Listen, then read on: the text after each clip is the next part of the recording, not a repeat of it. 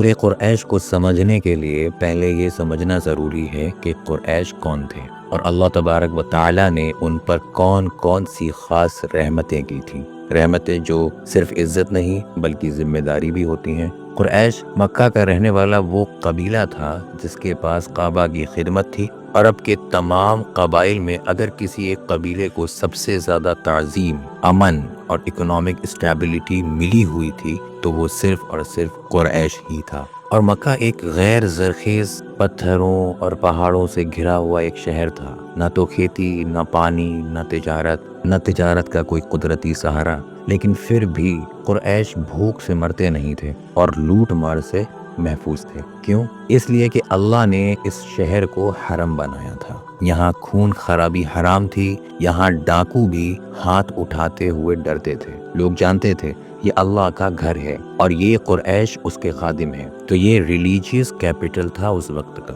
مفسرین یہاں ایک بہت اہم ربط بیان کرتے ہیں۔ سورہ فیل کے بعد سورہ قریش کا آنا کوئی اتفاق نہیں ہے۔ جب ابرہہ اپنی فوج کے ساتھ کعبہ کو گرانے آیا، نعوذ باللہ، قریش کے پاس کوئی فوج نہیں تھی، کوئی اسٹریٹجی نہیں تھی، کوئی ریزسٹنس نہیں تھا۔ انہوں نے صرف اتنا کہا، اس گھر کا رب خود اس کی حفاظت کر لے گا، اور پھر اللہ نے اس کی فوج کو تباہ کر دیا۔ اس واقعے کے بعد عرب بھر میں یہ بات بیٹھ گئی کہ قریش کوئی عام قبیلہ نہیں ہے، ان کے پیچھے اللہ کی قوت ہے۔ اب اس ڈیوائن پروٹیکشن کا ڈائریکٹ نتیجہ یہ نکلا، قریش کے تجارتی قافلے سردی میں یمن جاتے، گرمی میں شام، اور ان پر نہ تو کوئی ہاتھ اٹھاتا اور نہ ہی لوٹ کرتا اور نہ ہی انہیں کوئی روکتا۔ جبکہ باقی قبائل کا حال یہ تھا، قافلے لوٹ لیے جاتے تھے، لوگ قتل کر دیے جاتے تھے، مال چھین لیا جاتا تھا۔ یہ اکنامک سیکیورٹی صرف قریش کے پاس تھی۔ لیکن یہاں ایک بڑی بات بھی سامنے آتی ہے کہ اللہ تبارک و تعالی نے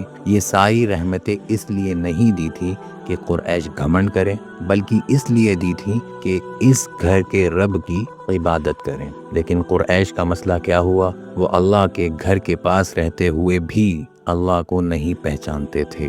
رحمت کا فائدہ تو اٹھاتے تھے مگر رحمت دینے والے کو بھول چکے تھے۔ یہ سورہ اصل میں احسان یاد دلانے کے لیے ہے۔ اب سورہ قریش کا مقصد کیا تھا؟ اس سورہ کا پیغام یہ ہے، ہماری عزت، امن، روزی، تجارت، سروائیول ہماری عقل، پلاننگ یا قبائلی طاقت سے نہیں بلکہ اللہ کے نظام سے ہے۔ اور جب اللہ اتنا دیتا ہے تو پھر وفاداری کس کے ساتھ ہونی چاہیے؟ اور یہ صرف کوئی قریش کی بات نہیں ہے۔ مفسرین لکھتے ہیں کہ سورہ قریش ہر اس قوم کے لیے ہے جو امن میں ہو، روزی میں ہو، اسٹیبلٹی میں ہو، مگر دین سے غافل ہو۔ یہ سورہ